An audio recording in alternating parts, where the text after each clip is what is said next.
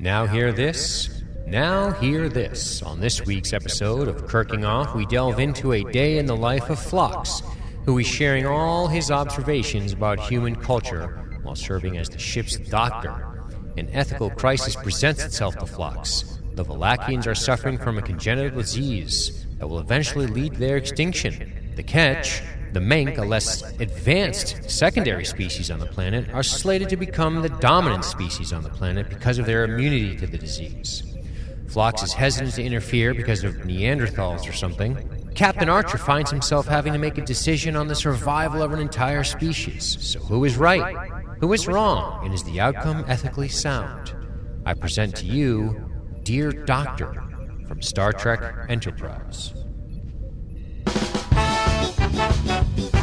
Welcome to Kirking Off, a warped Star Trek shakedown with hosts Nathan and Dean.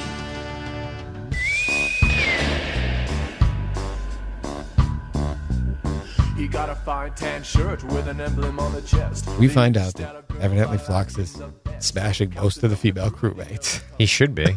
I guess that's in his religion or something, or his culture. Yeah. He's got 3 wives. It's not enough for him. He's got to hit it with crewman Cutler and Hoshi. Yeah. Do you really want to bring down this episode? I like the episode. No. I mean, bring down the mood. Oh, yeah. Crewman Cutler died 6 months later. I know. Fucking sad. Yeah. Kelly Waymire. Yeah. What did she die of? I knew she had heart passed. Stuff. Yeah. She had a heart thing in her teenage years. Yep. And then another heart thing which was not detected, even though the original one was. Jesus. You'd think if you had a heart thing, you'd be all constant. You never know. Like maybe almost you're having those issues, so they find the one thing and that makes them stop looking. Essentially, it's true. So what a bummer. I feel bad. So R.I.P. to Kelly Waymire before we begin. But we are going to turn this into... And how much? How old was she at the time? 36. 36. God damn, man. I know. That is I a know. bummer. And she's a cutie. I like their little relationship. It's cute. Yeah. But and she seemed to have good chemistry with I don't know the name of the Phlox actor. I apologize. I'm still learning all these John guys. Billings. Thank you. Yep. But yeah, it's a fucking bummer. It's those eyes, John Billingsley. He's got those piercing blue Phlox eyes. The ladies love him. Yeah. Why? What do you think? What's Phlox's appeal? I don't know. Well, you never know. Maybe studious and kind and warm and gentle. Yes. Well, but so also a novelty. He's an alien. You know that came up. That's what. It's funny in this episode that that's what. That's to Paul's theory. I forgot everyone's name. We haven't done Enterprise in a little bit. It's Jesus Christ. Yes, it's to Paul's she's like, you're the flavor of the week, Doc. Basically, that's what she's saying. Yeah. Which, if I were Phlox, yeah, I'm okay with that. Yeah. Exactly. Fetishize away. Go ahead. Well, but so my theory has always been in Star Trek, we see a lot of interspecies relationships and everything like that. We have half Klingons. Do we just around. assume everyone has the same dick and puss? That's what I was asking. Yeah. It's hard for me to believe that genitalia is compatible across species like this. It's weird. I mean, if a duck tries to fuck a cat with its fancy screw penis, it's just not going to work. It's not going to work. The cat's probably going to scratch its face off. Yeah, presumably. Yeah, the duck is going to get harmed in some fashion. But no. Put it mildly. So, I would picture there'd be a lot more tentacles and stuff across species. I don't understand. It's a weird question. Why is it assumed that everyone's going to have a JJ for you to stick it in? Everyone you look at, are you just sort of look like fingers crossed when you finally get to the bedroom that she's like, what, you don't like the Sarlacc pit? No, I don't like the Sarlacc pit in this instance. I mean, it's great when Jabba's goons get tossed into it, but I'm not going. I saw what happened. It's got teeth. I'm not sticking it in there. I don't want to end up being like Boba Fett in there for fucking 30 years or whatever it is. I don't have any Mandalorian armor to protect me from the digestive juices. I don't want to have to shoot out of there with a jetpack on. What's going on? Yeah, I don't know. It reminds me, there's a Babylon 5, which I have watched and you have not. Shame on you. No. I know. You have watched Battlestar Galactica, and I have not, so shame on me. But in Babylon 5, the Centauri... Hold on, let me wait for 10 minutes while you tell me how good it is, every other piece of shit Babylon 5 listener. Well, Watcher, yeah. It I'm is kidding. very good. No, I know. But there's a scene where it's revealed that basically the Centauri have about 7 penises, or 8, and they are like tentacles. They're like prehensile. Prehensile. Yes, and Londo... Meaning they could, handle the TV remote? Yes. That's cool. Londo uses them to cheat at cards. His penis is. Yes. Okay. I'm trying to imagine how... Like you just see this little tentacle come up and take a card down. Oh, my God. It's hysterical. But it's like, well, that at least, is more like, to me anyway, interesting than the idea that everybody's got the same genitals. Imagine sitting across from Wild Bill Hickok. And he's like, I see your hands. Where are the cards going? I'm sick of you looking at your... I'm sick of looking at your goddamn 7 cocks trying to reach up and take the cards. Do it again. I'm going to blow you away in that chair. And he might have been pulling cards out of his sleeves with them and stuff too. I forget. He shouldn't be doing anything with his prehensile penises other than what they're supposed to be doing. Well, you would think you wouldn't want to get them dirty or something, It doesn't seem like he really cares. No. Hand sanitizer must be weird in that house.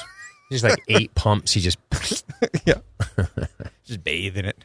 But yeah, and so... Yeah, it's interesting that Babylon 5 goes there and Star Trek doesn't. Yeah. Because you could have made it... Maybe I don't think Star Trek ever does. No. Well, but with Star Trek, the only thing I can think of is that perhaps, going back to the episode The Chase, Next Gen, we learned that the progenitor race kind of spread their DNA around the galaxy and let it evolve. So everybody is sort of linked. And we all ended up with looking roughly like the progenitors, but with different... Hence silly little feature changes. Yes. Yeah, I remember that episode. And that was the writer's way of going, can we explain this nonsense? Can we explain why Bajords just have a crinkly nose? And other than that, they're pretty much human. Now that we're this many seasons into this intellectual property, we might want to throw the audience a bone on this one. And, I mean, and in a way it works. I like it for a premise. Although I do think there would be a lot more stranger species out there. Or a lot more variation after millennia. You would think you would evolve different genitals, of course, potentially. But so yeah, and in fact, we do find there's a whole bunch of differences between the Denoblians and humans. My favorite is the idea that he's not sure whether that crewman is interested in him because her pheromones aren't strong enough. Right. Whereas you get a sense. And that would have made high school so much easier. No shit. Although maybe it'd be a little embarrassing because, your pheromones would just be constantly like, I want to fuck. It's funny when you watch it like this because... But at least you'd know if a girl was interested. Right. The funny thing about all of that is it's sometimes hard to pick up on. I think harder for guys a little bit. Mm-hmm. I think... I mean, newsflash, girls, most guys are interested. Yeah. That's just the way we are. But I think guys are less attuned to it. I think studies have shown we're shittier at body language than women. Women pick up on it a little bit more. They've evolved more to be tuned to observation that indicates certain feelings and moods and shit. Yeah. Guys do too, but they're just not as good at it. Yeah. Unless you're like if you're a detective, maybe you're used to dealing with liars all day and you can start seeing... Or think you can. And studies say you kind of suck at it. Is that the truth? Yeah. Really? Yep. They fared no better. In lie detection? In lie detection. Really? And who conducted these studies? Some fucking liberal bullshit fucking public defense office? I'm teasing. We don't have anybody to do studies like that. But I'm just kidding, dude. It was no doubt some liberal academic type area. So I mean, there's always a concern. I mean, I'm being facetious, but I'm all how studies go. Yes. So exactly. I mean, and then you have the ones that are entirely law enforcement driven. Sure. So and the other thing we too, go back and forth. I think the other thing too is whenever we make... Which shows you all studies are bullshit for the record. Well, when we make anytime we make assumptions like that, like I just did, I think we're always thinking of the best of the bunch. Yeah. We're not thinking of the average overweight dickhead who's just plowing away until he gets the fucking pension. Well, but what was interesting was, so while FBI agents, cops from all sorts of different regions, basically people who volunteered for the study, all had 50-50 or slightly less. They were worse than a coin flip sometimes. Interesting. But not much. So like 46%. And did they compare it to the average citizen? Yes. And how did they fare? The average citizen was about the same. About the 50-50. Same. 50. Interesting. But one group of people actually did much better than average. and it was the Secret Service. Hmm. They actually because of training. I don't know what they were like. This bears looking into because they actually were averaging like 65%. Really, or something. Yeah. That's a lot. Yeah, it's a big difference above average. No shit. If I'm remembering the study correctly, it's going to get to a point where the show notes for Kirking Off has to have like I'll give citations.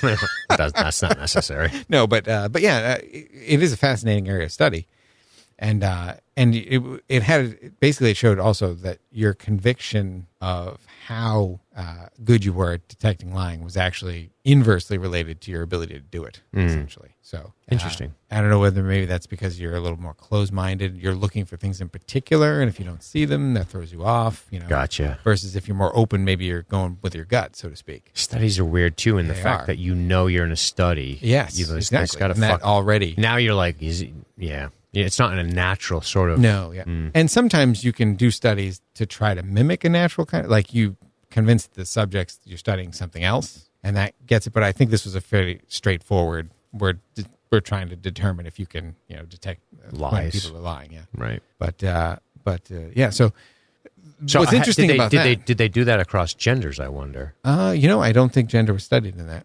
But I feel like women would be better. That's interesting, and I bet because that study's been done. Only because it's been said of biological selectivity. Maybe it could be. I don't really know why. I read 2 books on body language that were pretty damn good, and they were saying by and large women definitely seem to have more of a sense for it. Mm-hmm. I don't know how they got that data, to be frank, but yeah. Well, I mean, I wonder if you could almost have a couple videos of real life situations. I could see. And you can watch the body language of the participants. I think so. I think the primitive response. I think the primitive. If we think primitively, a man could just be like, "I'm just going to smash your fucking head in." Yeah, I don't really care. At a certain point, yeah, you're not necessarily threatened by. Correct. Whereas a woman might have to leverage a little more, historically speaking. Yeah. Leverage a little bit more. Be a little more clever because they can't just smash you over the fucking head. Yeah. They can, but by and large, they also need to be aware of when they're going to need to make that preemptive strike. Precisely. The serial killer turns his back, and you've deduced through body language and everything that he is a threat. He's a serial killer, number one. Yeah. Well, now you've come to that conclusion anyway, or at least your alarm is up. You're like, I have to get out of here, and he's blocking the door. Right. He turns around for a second. You hit him with that whatever it is, and run. Ladies. That's funny. That's what we're saying. Awesome. So that is interesting because basically I think that more than anything else is what I took out of Dear Doctor. It's really good at. Yeah, is observation. I love the premise. We have Dr. Phlox, observing humans, the compassion they treat, lower animals and stuff. And although it is interesting because we also see him, treating his, not his pets, but his, critters in the beginning. What if he walked in and just started eating them? I had this feeling like this doo-doo-doo, like nice Star Trek music's going and he's, voiceover and blah, and blah, he takes out this really like cute little furry thing. He's petting talking to him. Oh, it's time. You're ready. Or it has had babies and he eats the babies just like raw. Delicious. You had a busy night. Someone's been busy. Just tossing little chiclets into his mouth. It'd be so hilarious. We should do a real Star Trek where shit like that happens, man. Like just wild alien stuff. It's funny. Star Trek's always like, but we want to show like different cultures are awesome, but they don't really get into like the real nasty shit. Like the shit that would make humans a little uncomfortable. Like even in this one, Phlox he's like, I have 2 other wives and they have 3 husbands or whatever the fuck. Or 3 other wives and 2 husbands. Doesn't matter. Yeah. Everyone's fucking from Phlox's planet. Or at least coupling. Yes. And you hear all about the pheromones and I guess mating involves combatants. Because we get that indication at some point. And that's what's great is the whole premise of he's writing letters to this human doctor who is on Denoblia. Yep. So, it's part of the exchange program. And first of all, I love that whole premise. Cool. Learning things about other cultures by being embedded with them and everything. And the fact that they're writing letters. Learn, right? Yeah, exactly. That they're writing letters or at least audio files or something. Maybe they're sending each other podcasts. Yeah, it's cool. It's pretty great. But so we learn a bunch about Denoblia without, having to go there and see it and everything. And we learn that they hibernate for periods. They don't need much rest during the day, but during, they end up hibernating for like 6 days. That actually comes up in a future episode. Yes, I remember that. Yeah. So I like that they kept a lot of that stuff. And we learned, that there's this wild sexual underculture with these reserved denobilians, which, makes me laugh. It's a good premise. When they're watching For Whom a Bell Tolls, when he's like, I'm sensing lots of activity. Maybe this will break into a group event. I know. I was thinking he's thinking orgy. Is that what he was? I has to be thinking it's an orgy because that's where my mind went. Like chairs just getting knocked over the way, Starfleet clothes flying across the room. He starts like rubbing his little pecker and stuff. He's like, come on, orgy. It's like, let's go. We got this. Or, because all the ladies are interested, maybe it's a massive hog. He starts coming out of the bottom of his pant leg. I don't think he'd have to service himself based on the way people react to him. I think he'd be all set. Maybe his pheromones affect humans. Can you imagine Archer just, the door opens, and he just looks in and sees, Caligula being filmed. He just goes, all Archer's right. late for movie night, comes into an orgy. He goes, as you were. He just backs out of the room. Let the crew be happy, I guess. It's been a long time and space, long trip. But so, Phlox is just like, we've got multiple pregnancies scheduled to be at the same time, roughly. Yeah, remember that night of For Whom the Bell Tolls? Well, now we know why. Yeah, poor crewman Cutler. Just finds out in this episode that he's got 3 wives. Yeah, she doesn't seem very concerned about it. She doesn't, and I like that. Yeah, well, in part, I think also because he doesn't seem concerned about it. Right. Remember that Dear Doctor episode? Or not Dear Doctor, Jesus Christ. Data's Day. Data's Day, where he's writing to Maddox. It has this feel, doesn't it? Yes, it does. Where we're learning about him, and there is a plot here, but it does matter, but it kind of almost fuels some of the stuff they set up in this with cultural differences. Yes. And the stuff with crewman Cutler, he's talking about how people view these species and how we're going to respond and what it means to them, and then how this plays out into the later part of this episode, which is, the determining, are we going to save the Valakians, I believe they're called. But there's this great moment where they meet these people, and then they realize that there's this subspecies called the mensch who look the same, right? Is that what they're called? Menk? Yeah. You're a mensch. The menk. And there's this great moment where he's considering Hoshi and he's considering Cutler. Mm-hmm. And he's like, well, they seem, they are told that they're given everything they need, all the medicine they want. They're told they're not mistreated. But these crewmen seem to think that they're being exploited, and they feel like they have to do something about that. I find this very curious. I'm like, well, then you never been to a college fucking campus, have you? Yeah. Because this is all you're going to... Flux, read a little bit of history, okay? Yeah. Because I love how the episode almost says these two are concerned for what they view as exploitation, because the other people don't. But thanks for letting us know how maybe we should feel. Yes. Well, and that's why it's the observations of these other cultures and of humanity's interaction. Right. And what humanity's point of view tends to be, reacting with compassion for a lot of things, for, your even your dog, et cetera. In fact, it was funny because I would love, he takes his dog in to see the doctor who... Porthos, is it? Yes. And cute. And the doctor's like, okay, good. We got his weight up and everything. And Archer's like, well, what do you mean? He's like, oh, well, aren't you fattening him up to eat him?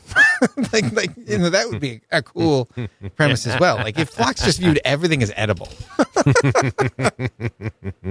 he only has his little friends in his lap because he's going to eat them. He smiles. He's got like a front row of sharp teeth. Yes, that would be cool. But aside from that, you have him observing this fairly unique situation where you have the Valakians and the Menk have evolved on the same planet. Right. And he does at one point compare it to, say, Neanderthals and humans, which, and ended up, it's a biological arms race and the humans won. Mm-hmm. And that's evolution for you. Some of them won. Well, and come to find out, there was biological compatibility because they have, done Neanderthal genome work and stuff, and there are Neanderthal genes present in the human gene pool. So, we were closer than we thought. Yeah. And it's interesting to learn stuff like that. But so then you have this really strong episode all about that, like getting a look at human culture on the Enterprise from an alien point of view, looking at the alien cultures from both a human point of view, and then almost Phlox looking at humans, look at this other species, and great kind of like looking at perception and everything like that. How humans don't really accept. They put their own values onto different cultural things they see and everything. But then I feel like it kind of undoes a lot of that, because then Phlox does all that same shit when he is, saying that evolution is now favoring the Menk, so they can't save the Vlakians. So it seems to, he says. Yeah. Yeah. And so, and his saying, well, then, we're going to be hands off, I feel like is expressing, his values or whatever towards this dilemma, and almost trying to force those on Archer, whose reaction and instinct is to do the exact opposite. And so I'm curious, what do you think about, we took this as a Prime Directive episode, and in part because of that, admittedly a little bit over the top dialogue at the end that Archer has, when he's like, someone's sometime going to come up and whatever they call this directive. I wanted to scream when he said it. I was like, I hate when they do that. Stuff like that. We get it. Yeah, you don't need to give Star Trek nerds some dialogue that's like, we know you're Star Trek nerds. Exactly. Just, have him lament. It reminds me of all the like what they seem to call Easter eggs in Star Wars and Marvel. Exactly. Some of it just really hitting you over the head. Yeah, right? exactly. But so it would have been better if after the credits we saw this. So if we had to sit through the credits, and then that would have been better. And then he says, "I wish there was some kind of directive that was Prime." And he looks out the window. I'm like, oh, that's in the next movie. I'm glad I fucking sat here with an empty popcorn bucket in my lap for 20 minutes to learn who the key grip is. Well, I mean, in their defense, you had to cut a hole in the bottom of that popcorn bucket. Now it's just waiting for someone to reach in. Now it's just sadly in there alone, covered in popcorn kernels and butter grease, which is pretty gross. And I had to, no shit. And I had to watch 15. I had to wait that long for 15 seconds of nonsense. Yes. Yep. But so, what do you think of the conclusion, the denouement of leaving the Valakians to their own devices, so to speak? I've been thinking about it. I watched this episode a couple of times already, and I watched it again this morning, and I've let it been resonating. So let me just start by saying I think this is a very good episode of TV. Yes. I think this episode can be watched by people who aren't Star Trek people. Yes. I don't think Star Trek has anything to do with this, to be honest with you. And that's what I think makes it kind of... This would have universal appeal if more people would give it a shot, this episode. I think it's just easy to watch. You can go spacefaring people. It's like you could make this like a short. Yeah. Spacefaring people come across this thing. This guy's learning about their culture. The Federation. Not until he has that dumb bullshit at the end does it even come up that they're in Starfleet or in Federation. It's just a doctor's life on a spacefaring vessel. So that whole part of it, I think, is really cool. And he's an alien, and he's learning about their culture. And for the record, to get closer to your question, his culture isn't perfect either, and neither is he. So he's going to make judgments, and he's going to make values, and he's going to, I think one of the lessons of Star Trek is we're all kind of more related than we think we are. And I don't just mean we all have the same dicks and pussies. I mean, we deduce that's that's absolutely true, apparently, even if they don't always produce offspring. Yeah. Sign me up for that one. Oh, you can't get me pregnant? Really? I'll binge your quarters at 0600. That's too early. Make it like 1400. But anyway, so the end of this is essentially the Valakians are on pace to become extinct. Yes. The Menk are going to take over, and it's going to be a slow process, but they're going to take over in time. They're resistant to this disease. It's not affecting them. And we learn that they are evolving in real time. We're witnessing their propensity to pick up language quickly. Yep. Even though they live under a cypress tree and they're out here, and the college girls are concerned about their lifestyle, and then because they live in compounds. Yeah, whatever. And then they organize. They organize all those samples very well. And he's like, wow, He said they're all kind of shocked that their mental faculty is stronger than they may have anticipated originally, based on maybe their position in the society, so to speak. Anyway, so that's gonna happen, and then the conclusion is we could save the Valakians by introducing this cure for this disease. And Archer's got a great point. He goes, we interfere all the time. That's it. Doctors literally interfere constantly. It's a great premise for him to launch his argument from, which is to say, you're not, you interfere in people's health when an outside thing is attacking it. That's what you do. That's your whole fucking existence. Your raison d'être, as it were. Yeah. Do no harm. Do no harm. Yeah. So what do I think morally of them leaving these people to die? I don't, without a prime directive, especially, I never think that that's the answer. No. I never think that that's the answer. I tend to agree. Because I don't know if... I want to examine this statement and try to figure out what it means, because I've said it off the cuff. It's said in this show, in all the shows, quite a bit. We're not here to play God. What does that mean? Can we analyze that philosophically for just a minute? Because I hate that phrase as well.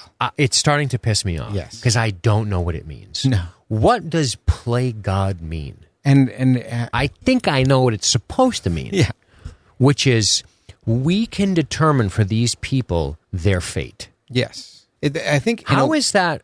What? It seems as if attaching "let's play God," this idiom, as it were, almost acts pejoratively on what could necessitate positive action. Like, I'm trying to persuade... It's loaded... It's logical fallacy is what it is. For sure. It's always, this is the kind of shit political opponents do to each other all the time. It's fallacious argumentation to go, oh yeah, you're right, I don't want to play God. Like, first of all, this is super metaphysical. Yeah. It's not Star Trek at all. No. I would go, what are you talking about?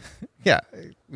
Like, if you tell this to a Christian family, you don't want to play God, they go, look, of course not. No, that's not our place. Well, no, but even then, they'll be like, no, what are you talking about? We want to play at God. We want to be godly. Mm-hmm. We want to do the things that God directs us to do, but not in the Bible. Right, but not to wield his authority. Like, we are not good enough to wield such authority, I think that's is the thing, the point. Unless you've somehow found a way to become a Q, and then you can literally play God. Are we still talking about the family? No, or I'm talking about anything. Yeah. Like, the idea that you can play God is a silly excuse not to do anything, because it's like, well, we don't want to have omnipotent power and omniscience that you could know whether your actions were going to cause positive things or negative things. It's like, that's the ultimate known, right? Yeah. Because they are dealing with an unknown. Exactly. And so they're saying, well, we don't know what the end effect of our actions will be, so we can't make them, essentially, is what I think it's kind of boiling down to. Mm-hmm. But in this instance, you do know you're going to save the Valakians. And that's all you know. Yes. You don't know how this evolution is going to go. No. You don't know if there's going to be a...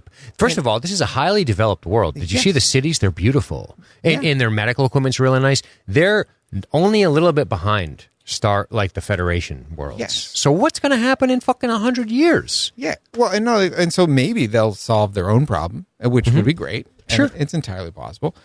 But a lot of people are going to die between now and then. In fact, there's one scene where 12 million appears in a year to be treating a child. Yeah, it's brutal. And I'm like, I couldn't then say I have the cure and neener. We don't want to play God. Right. That's absurd. Right.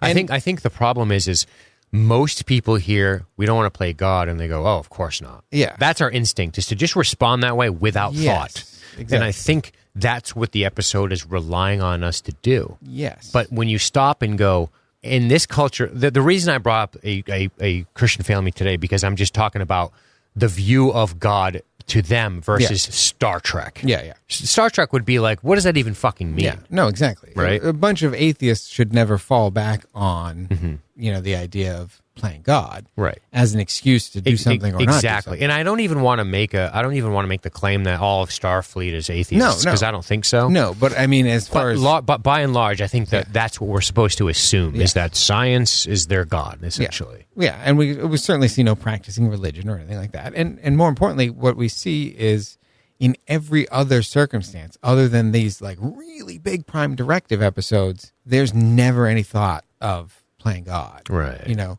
It's only in these really big circumstances, and maybe that's what they're really trying to get at is, well, this is such a big issue. This is going to have such a big effect. And it's like, well, but here's the thing. So in this episode in particular, it makes no sense.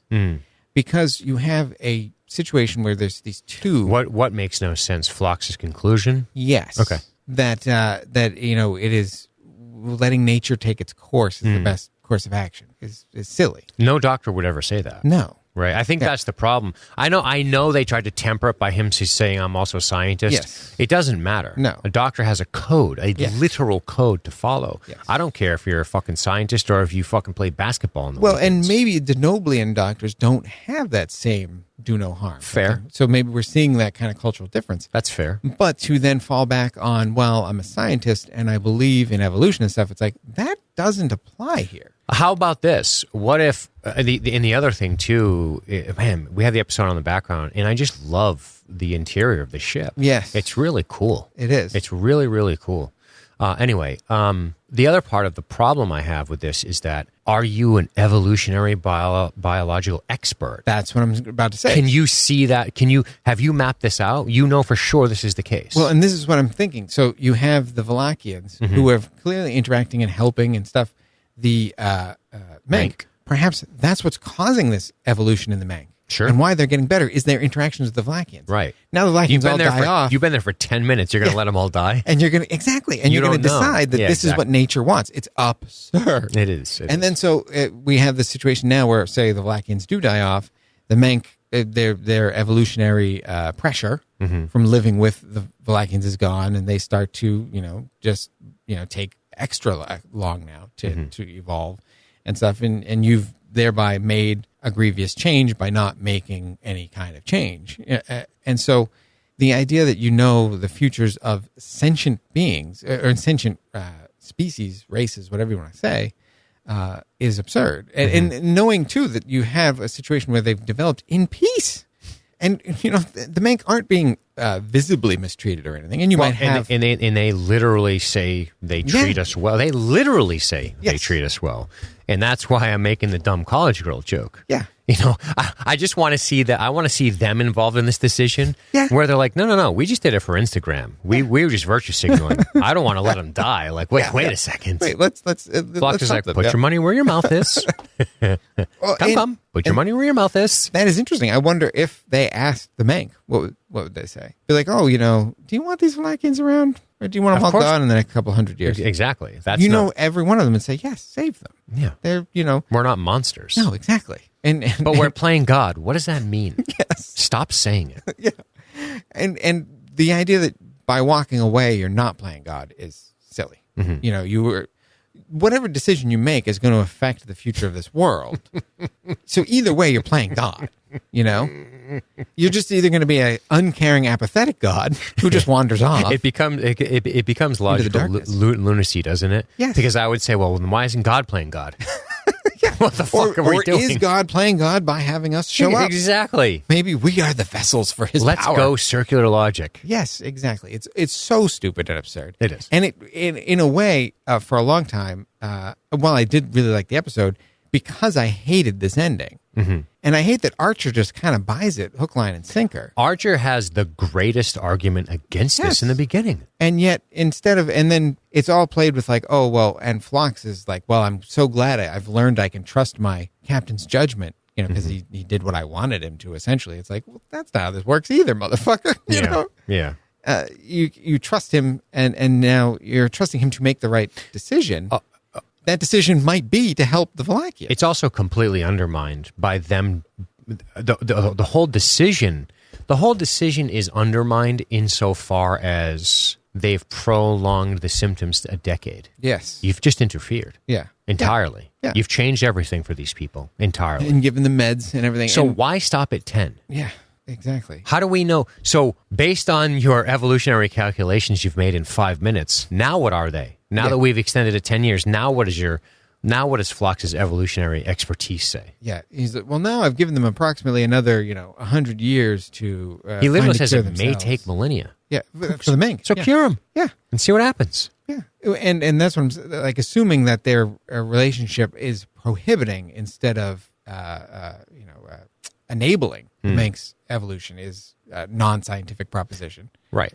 How would you feel if the Valachians were mistreating them and were bad? that so to speak. almost would be a more interesting premise. Yeah, absolutely. If they literally were treating them like slave labor and like mistreating them. Well, I think it would be an easier decision for them. I think they wanted the decision to be hard for the viewer, which is why they made them like coexisting peaceably. Yes. But that just made it easy. What if the Menk were bad? That's true. Yeah. What if the Menk were bad? And you're like, we could save these Wallachians. I guess. Well, no. I guess that makes it an easier decision as well. Yeah. But yeah, what if it was contentious? What if they were being exploited by the Wallachians, and the Wallachians were like, we need them. We need their, or the other way around. You know, what if you could in a few ways? Maybe they rely on mensch labor and they want to keep them around, and I don't know, but.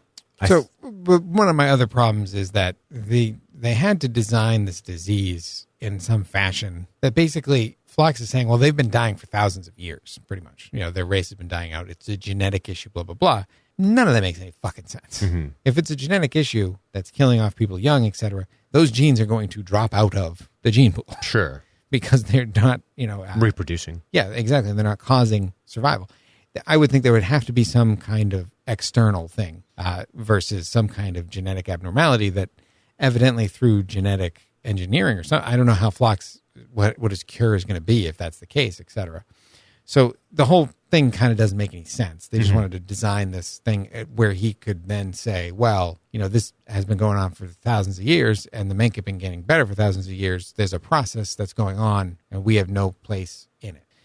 Is what his kind of position is. Right. And then throwing out the example of human beings and Neanderthals, I think is just silly because you're talking about at a time when, both species were barely sentient, never mind. This isn't a developed... They're fucking animals, you could society, say. Yeah. Exactly. And so he's like, well, in the Menk, it might take millennia, but they're going to be the dominant species on here, this world and stuff. It's like, to what end? Mm-hmm. Oh, they're going to build these wonderful cities. Oh, wait, no, we're seeing this beautiful, wonderful, peaceful cities. Mm-hmm. We have a thriving culture and thriving society that is somehow soldiering on despite this horrible disease that is killing millions a year, et cetera. Right. They have, space travel, even though it's limited to pre-warp and stuff. It's like, what do you want? What would it take for Phlox to say, let's save these people? Right. Exactly. It's a great point you've just made, which is hindsight's very much 2020. When you say to Archer, well, you guys won, aren't you happy? It's it's pretty fucked up. It's like saying, well, it's a good thing we won this war and now we're here because if not, we wouldn't be here. And it's like, yeah, but we don't fucking know. We're here already. Well, and the aliens helped the Neanderthals and we both develop peaceably into these beautiful cities, etc. That sounds ideal to me. Maybe the aliens should have done that. Right. But instead, what he's implying is what if we help the Neanderthals win and humanity's gone? Right. And it's like, that's exactly what he's saying. Not the situation we're doing here. In fact, we are sort of doing that anyway. We're helping the Menk win. Right. So you are doing exactly what you think you're not doing. Right. It's absurd. Right. The idea that there's literally a developed place with two species that we're supposed to believe because of these two fucking meddlesome crew members. We're supposed to believe that they're unhappy and they literally say they're not. But don't worry, we're going to tell you how to feel because that's what we do. No, that's stupid. Well, you don't tell us how to feel. We know how we feel and we feel like we live a good life out here. Yes. And you know what? We are evolving and it's going to be great and it's fine. And the Wallachians are going to stop that. No. How are you going to stop us unless you eradicate us, which you've already shown you don't have a propensity to do? Yeah. And maybe it leads to some strife later on down the line, but probably not 12 million a year strife. No. That's a lot of death. And probably not that kind of strife generally. Like, there'll be competition, sure, but, but even then the question is, well, will there really be competition? Or are the Wallachians going to basically kind of evolve to a point where they do develop warp drive? They're probably only a couple hundred years away from it now. I'm not sure how not saving them stops the Menk from overtaking the Wallachians. Yes. That's the ultimate question I have. Exactly. They're going to evolve. Yeah. They're going to start getting office. They're going to start doing Nature's going to take its course. They're going to start getting here. They're going to start, your demographics going to start changing, and that's okay. Yeah. Some of the Wallachians are going to say, you know what? The Menk are really much smarter than we thought they were. And in maybe 10 millennia, they'll be indistinguishable. Yes. Exactly. Maybe there will be shared genes like humans and Neanderthals. Exactly. So the idea that... that Phlox has no, and one of my problems is that they make it for Phlox cut and dry. There's never any point where he's wavering. He's like, no. But he does feel shitty about it. You can see it in his face, well, I think. But he even posed it as an ethical question. He's like, well, I'm not sure saving them is ethical. It's like, well, you don't seem to be having any kind of dilemma about that, really. You don't give any credence to Archer's points. Right. You try to refute them with essentially non-scientific jibber-jabber about playing God and evolution and letting nature take its course. It's jibber-jabber. That's not an argument. Phlox served with Lieutenant Jibberjabber. Phlox probably fucked Lieutenant Jibberjabber. He served with Lieutenant Jibberjabber, and he picked up a lot of her ideas. It was an influential time in his life, and he never really was into the hippie girls before, but he got into it. No. Yeah. Lieutenant Jibberjabber put a lot of weird ideas in his head during their short union. Yes. Between his third and fifth wife. And so now, he's all about just letting nature take its course. Apparently. What a doctor. Yes, it's absurd. And so I do feel like it's such a strong episode, and then it ends on such a sour note. So I have invented my own headcanon for Archer writes this up into a report, sends it back to Earth, and Earth goes, what the fuck are you talking fired. about? Yeah. Oh, no, you can keep going and doing what you're doing, Archer. We're going to send some teams with this cure that you've attached to the report to help the Valachians. Captain's log. This is Captain Archer here. Listen, I just told my doctor a load of bullshit. I talked about some stupid fucking directive, but I think he's a monster. He wants to let 12 million people die. Send some ships right away. Keep it on the QT, though. I'm going to just let him know. Oh, yeah, absolutely. We did what we did. He trusts me now. This is great.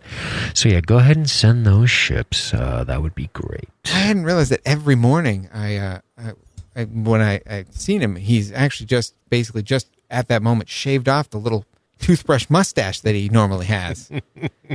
It grows in every day. Fucking monster. It grows in every day. Yeah. And so in a way, while there's so much to like about the Phlox character throughout the series, and I do, this is such a strong negative note for me. The end of it is. Yeah. Yes. And then to have it be accepted by Archer as like the way to proceed, and to have him then talking at the end about how, oh, well, I was right to trust Archer would come to the right decision. It's like, dude, no.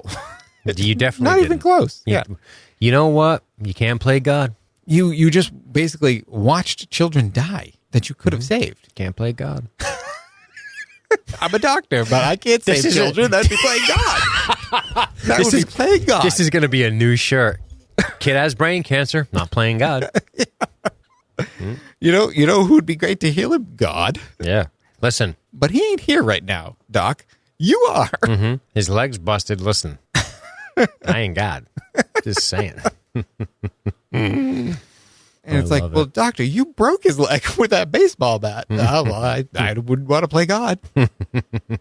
Yeesh. It's just so weird. Yeah, it's weird. Yeah, and having watched it multiple times recently, it just got worse every time. The kind of it upsets you. Yes.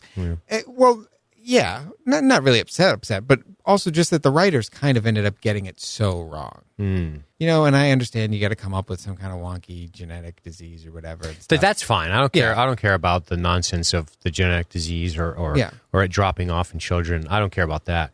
I think you just have to help me believe why a doctor. Mm-hmm. And maybe they're just trying to flip the script because Beverly Crusher every time helps. Yes. Picard stops her. That's true. Every time Beverly says we cure these people. We got to do period. it. Yeah. I'm a doctor. That's what I do. Bashir, I think, is absolutely the same way too. Yeah. Yeah.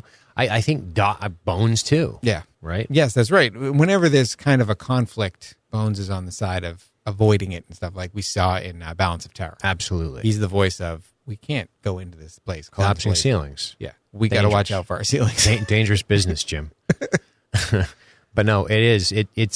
Is that supposed to tell us something about? So I would have accepted the fact that maybe his Hippocratic Oath is different. I would have accepted the fact that he's an alien culture, and they think of it differently if he would have presented his arguments as thus. Yeah.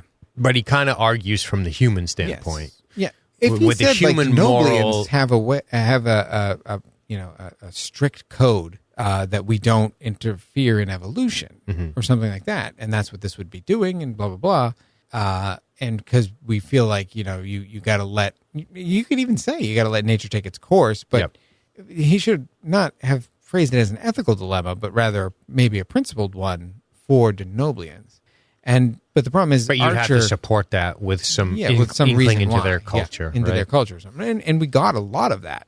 But if you have him say, "Oh, we view evolution as sacrosanct" or whatever, it is.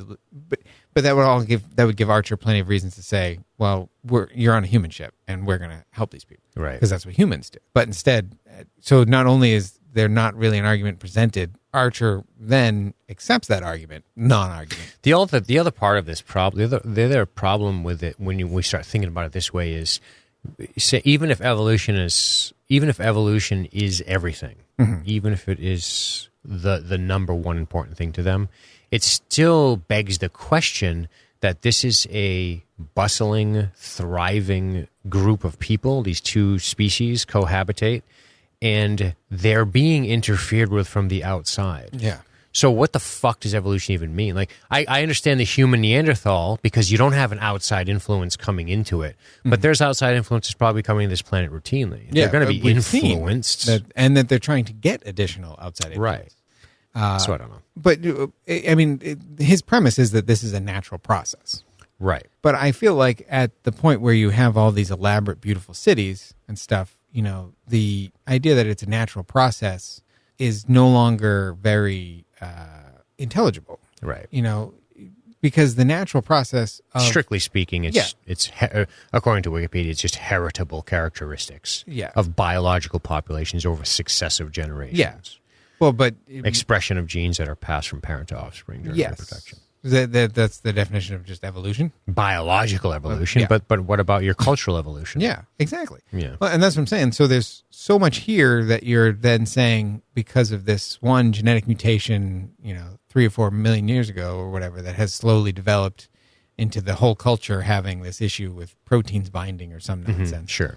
That now all of that was all for naught. It seems kind of silly. And then I can't help but think, would they do the same thing dealing with a warp? But what makes a warp-capable culture different? Like, so if there's a Vulcan planet where through some Vulcan inbreeding or whatever, they're having this genetic issue, they can't get to the bottom of it, Phlox has the cure. What does he say? No, well, these Vulcans were meant to die. This little outpost of Vulcandom that's been isolated for 500 years or whatever. Yeah, I don't think the warping plays into this decision. It doesn't come up. Except that it gives Archer a very sensible decision not to give these folks right, that makes warp sense. drive. And I agree with that. You don't give fucking atomic power to people in the 1600s. No, exactly. Especially, like an antimatter explosion on a surface of a planet. There's 12 million. Yeah, exactly. Or more. or more in the fallout. Yeah, suddenly, the antimatter reacting to the matter in the world, and it's goodbye whole world. Yeah, or something like exactly. that. Totally makes sense to me. Yeah, you can't do that. But I like the idea of, well, we could stay and teach them. Like, that's a fun series. Yeah. Episode fucking 15. We're still here. Yeah, teaching them how it works. Well, and that's why, like, I almost think a better episode would have been if Archer takes all this under advisement and says, you know what, this isn't a captain level decision.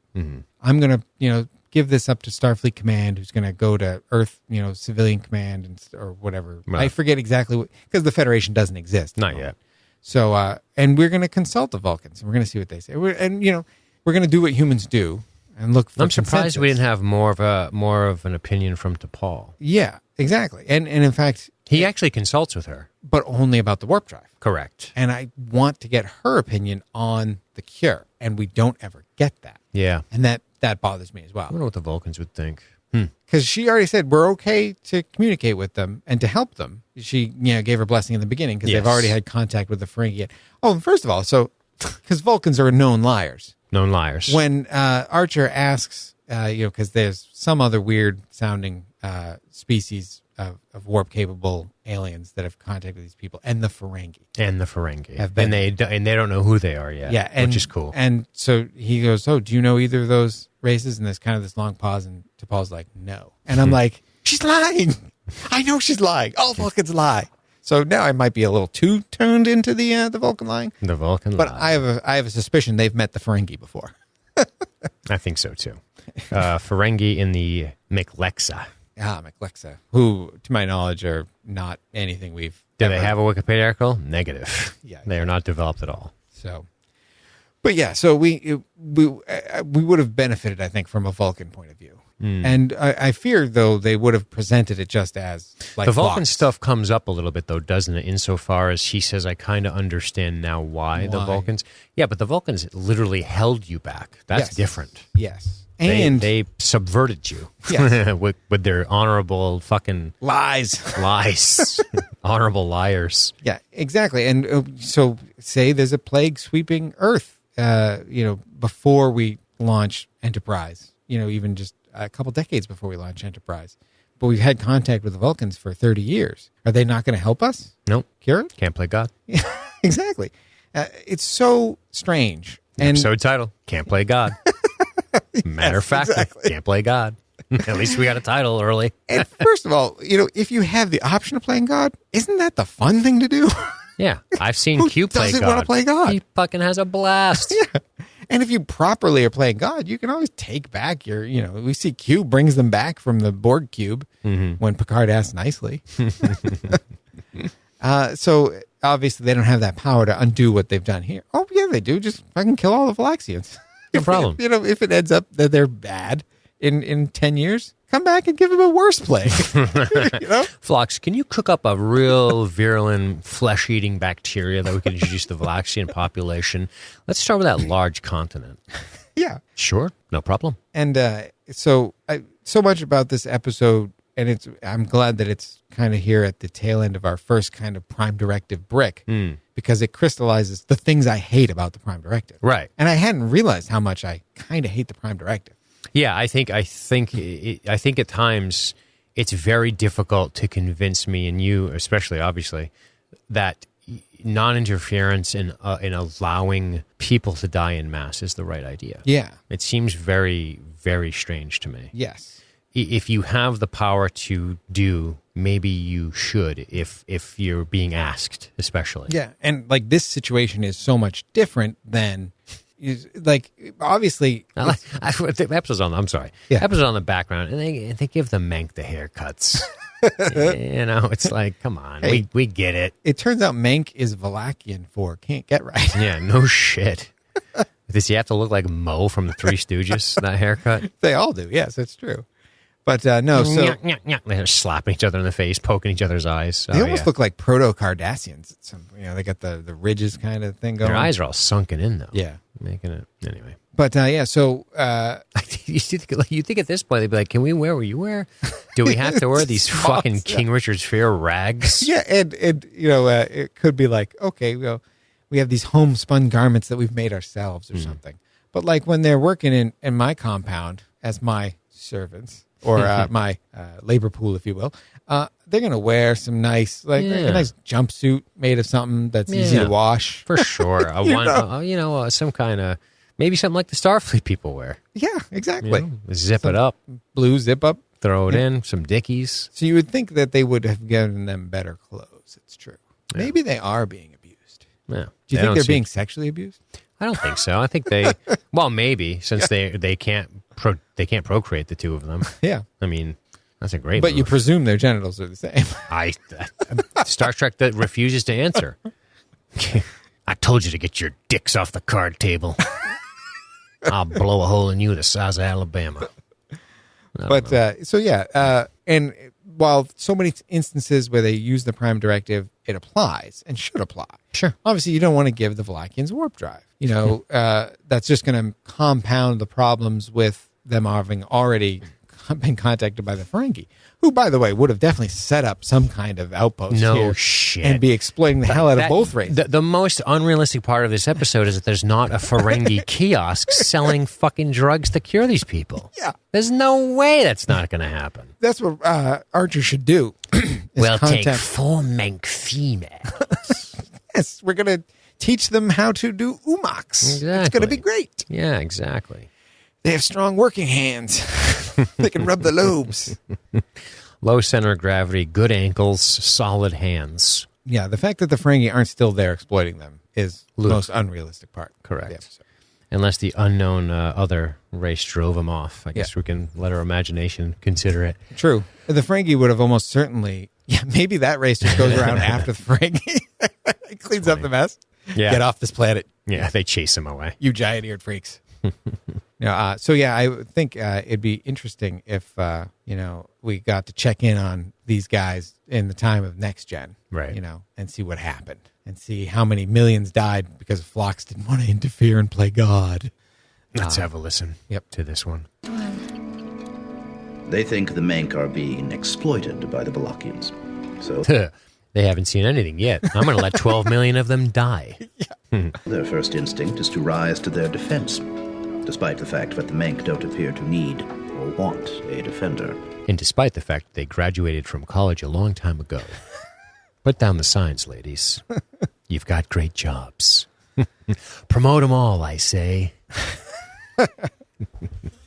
But so, and then I feel like they talk Archer into a cop-out too easily. I think he would have stuck to his guns. Yeah. He's been down to that planet. He's seen this suffering. He's seen the people dying. He has an interpersonal relationship with the people that they saved off of the shuttle pod spacecraft thing, and also the administrator of the hospital. And then he basically has to go down and lies to the guy. I mean, obviously he's not going to tell him, we have a cure, but you can't have it because that would be monstrous. Yeah, if you find your decision so ethical, just tell him what the problem is. Yeah, and see what he says. Yeah, let's go ahead. You gonna lie, you pansy? Tell him the truth. There's people trying to get to the ship because they think it already has the 29 hails. I love that. Yeah, that's something we rarely see in Star Trek, which is a positive in this ep. Is we always just deal with 10 people on a giant planet. Yeah. We don't see what happens. And it's cool that she reports, hey, there's a lot of flash traffic here, man. Something's going on. People are learning that we're here and we can help. Yeah. And no. Let them meet static. Basically what you're saying. I think that's why my idea of an ending where Archer passes the buck up command, which is actually, I think, the point of the Prime Directive, really, is they don't want the captains making these, species-wide decisions. We want non-interference, but the Federation, as we've seen, delay decision and stay away until the right decision can be arrived at. I think would be a better move here than his move of just whatever. Just, can you imagine the balls on a doctor or anybody, Picard, anybody, to just have the decision to let 12 million die every year? Yeah, and walk away from that. It's such a crazy thing to ask that of just one character on one ship in this entire Federation, as it were. Yeah. Well, and at its base, there's this assumption in the Prime Directive and in Phlox's arguments and everything that we are so much more evolved than these silly Valakians. How many people out of 10? And that's not true. Yeah. How many people out of 10? If we poll our listeners, what percentage of people don't give them the cure? Should we put a poll up? We should. I think that'd be an interesting one. Yeah, for sure. And I think it's going to be 100%. I don't think so. No, you think some people? We can see who the monsters are. I think because most people don't podcast about Star Trek and they don't have to delve into it with a ton of thought. Yeah. Not saying they're not capable of it, but they've never had cause to. Yeah. Right. And everyone who says anything about, you can't interfere, Prime Directive, I'm just going to put a Hitler meme right below them. But no, and so there is a benefit to non-interference. And this is kind of my summation of the Prime Directive. There are certainly benefits to non-interference. Of course. We don't give them warp drive. We give them the cure. Yeah, and you don't want to affect their development in some way that, the Valakians don't become become something different, so to speak. Yeah, how about this? Due to our influence. How about this? You don't want to interfere in their development if the end result of their development, as far as you can see, by the way, goes against your principle. Yeah. These people are these warlike savages are going to become the dominant species, and they're going to enslave these other people. That's what they did last time this happened. Yeah. Don't give them the fucking cure. Yeah. I'm fine with that. Well, and even then... But even then, you can't see the future. No. Yeah, and so what I mean more like obviously, say the Mintakans from Who Watches the Watchers. Yep. You want to see what they become on their own. You're watching them evolve and everything, and it's hopefully giving you insight to your own evolution, et cetera, or the Vulcan evolution, or whatever the premise is. Yeah. Even if you're just keeping an eye on them to make sure that they, don't, I don't know, do something that affects the whole quadrant. Start an anti-time anomaly. I don't know. But so not interfering in that way culturally, I get. But when it comes to these things of life and death, where you're not interfering in a culture, you're preventing it from being annihilated. Yeah. I don't understand. There's no benefit to letting it be annihilated. Exactly. You can see what they're going to become, corpses. So want to avoid that. My buddy Levin, he went to Mauritania. Oh, yeah. Which is Western Africa. Yeah. And he was in the Peace Corps for a couple of years, and he went out there and he did this amazing fundraiser, and he did it through the winery and everything else to get wells built out there. Yeah. And he was like, "Do you want to donate?" I said, "Can't play God." Fuck those people. Let them die of dehydration. And clearly, you're so much more involved than that. Absolutely. It's Can't not play God. It's not a difference of a few years of development. And then I bought something on Steam. I felt great. Slept like a baby. The fuck out of here with the can't play God bullshit. Yes, exactly. It's absurd. And granted, you could have too much interventionism, like United States foreign policy, but that's a different matter. Yeah, propping up foreign dictators and then tearing them down. If the prime directive was just about that, I would agree. And propping them up and tearing them down. Prop that new dictator up and then tear him down. SEAL Team 6 is bored. Send them in. It's like a training exercise at this point. Sometime we'll need them when we mean it. But it's gonna be great. Send them in. Shoot them up. It's gonna be great. It's gonna be terrific. Oh. With it, the most luxurious Navy SEALs you've ever seen. And I think part of the reason why it also hit such a sour note to me is that Archer soliloquy, which we should play. Yeah, I got it. Because it is so on the nose and so. Do you want to punch him in the face? Yes, just a touch. Well, I want to punch the writers in the nose because it's absurd. It would go against all my principles if I didn't ask you to reconsider what I have reconsidered. It would go against all my principles if I had asked you to not reconsider letting 12 million people die for a possible future that I'm unqualified to even get into. I'm on my knees, sir. Please, please, let millions die. Please, I beg of you. Have you no humanity? Just let them die. I will never trust you again if you don't let these people perish. The fuck are you talking about? I'm a monster. I spent the whole That's why it would have been a really fucking great bookend. He's eating kittens and shit in the fucking beginning of the episode. This monster. Holding a kitten up by its tail. There's just down the gullet. You just see a puppy skeleton on his plate and a couple pieces of leaves left over, or not leaves. He unhinges his jaw to eat things like V. He swallows fucking rats and shit. Rats. Yes, come on in, Captain. I trust you deeply if you let 12 million perish. Might reconsider it. And what I've decided goes against all my principles. Why the fuck are you doing it? His cogent argument not to play God? Wait for it. Fuck off. I've reconsidered, and I think I want to be considered a monster. I'm going to lie to these people and let 12 million die because you put up such a convincing argument, Dr. Lifesaver.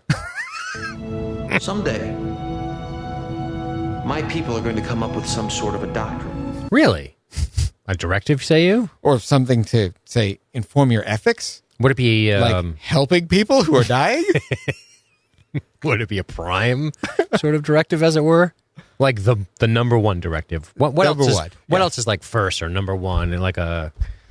Like when the first planet you find, like Secundus system, that first planet's called Secundus Prime. Prime, yeah. All right, we're on to something. We're on to something, yeah, for sure. Something that tells us what we can and can't do out here. Sure. Hopefully it tells us we can let 12 million die, because I want to go see that cool nebula. Can we get out of here? Yeah. This is boring. We've been here enough. Teach them. Fuck no. You think I care about those fucking crooked-headed people? I'm out of here. And shouldn't do. But until somebody tells me that they've drafted that directive.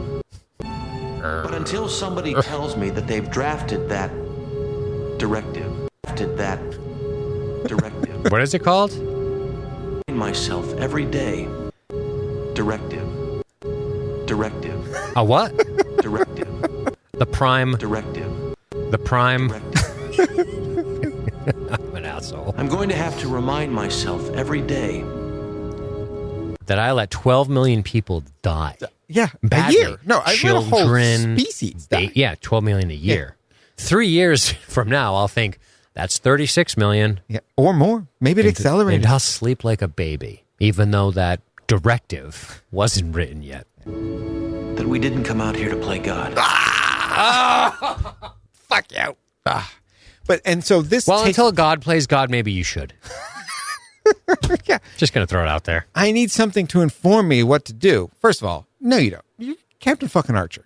You know what I mean? We've never seen this kind of indecisiveness or anything out of him in any other circumstance. I need a thing on paper that tells me how to behave. That's how I got this job. Yeah, exactly. And when I talked about my compassion informing my ethics, that meant nothing if I have a written rule. The number one rule of the military is you don't want intelligent people who can think outside the box. You want them to just look at the rule and then exercise that rule. Yes, exactly. Especially if it's some kind of prime rule. Yes. Or directive, if you will.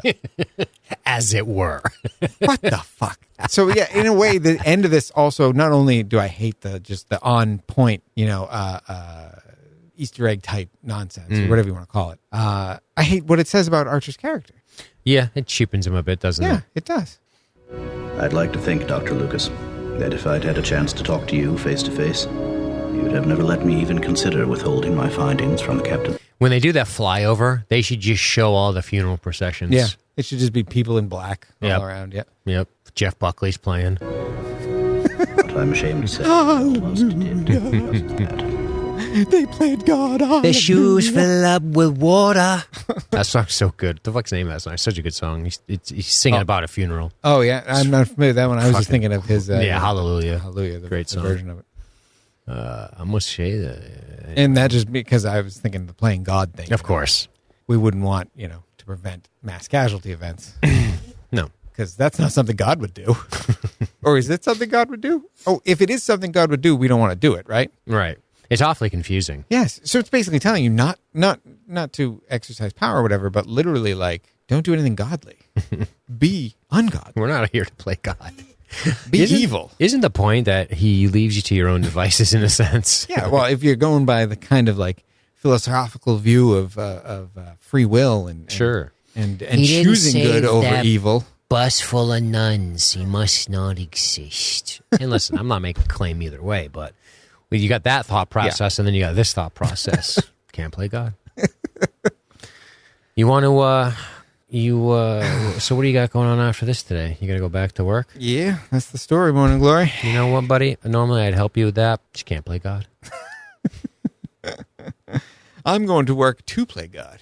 Yeah. It's so, it is one of those things where just... I want to really love the episode because so much of it is so well done. Yeah, again, you can follow it all the way through. I think it's just the ending decision is a bit tough to swallow. Yeah, and because it's not necessarily one that's based on any kind of rational argument. Like if they had, I love in Next Gen. Yeah, it's completely irrational. In Next Gen, when they sit down and have the big senior staff meeting to talk about the Prime Directive. I love that. You see, if I was Archer, I'd be like, can I get the senior staff in here so this can be on their conscience too? Yes. We can carry this together. And so this is going to be the guy that basically is the founder of the Federation, essentially. Archer is one of the absolute driving forces between, bringing those 5 groups together to found the Federation. And I don't trust him anymore. Oh, fuck. You know who's not amongst the founding member races of the Federation? The Noblians. The Noblians. Gee, why is that? Because they're monsters, it turns out. I can see the Federation president looking over his glasses, looking at the paperwork. He's like, this incident about the 12 million. Anything to say about that? Representative from the Noblian, please speak up. Yeah. Can't play God.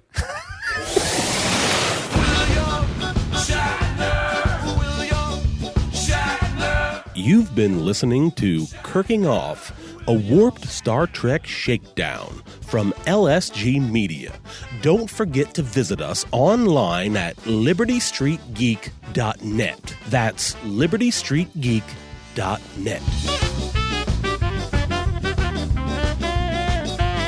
Hey everybody, this is Dean just breaking in the end here to say thank you to Floyd Fry for providing the lovely dulcet tones that you hear on the intro and outro of this particular podcast episode. He can be found on the Poplist podcast, as well as Scranton Talk, a generational The Office podcasts. And of course, I must thank the inimitable Scofflaws who were gracious enough to let us use this great piece of music that we had to have for Kirking Off called William Shatner.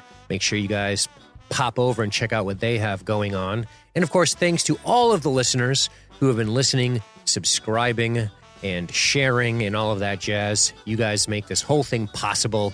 I put you all up for promotion. You're the best. Thank you. We'll see you next time.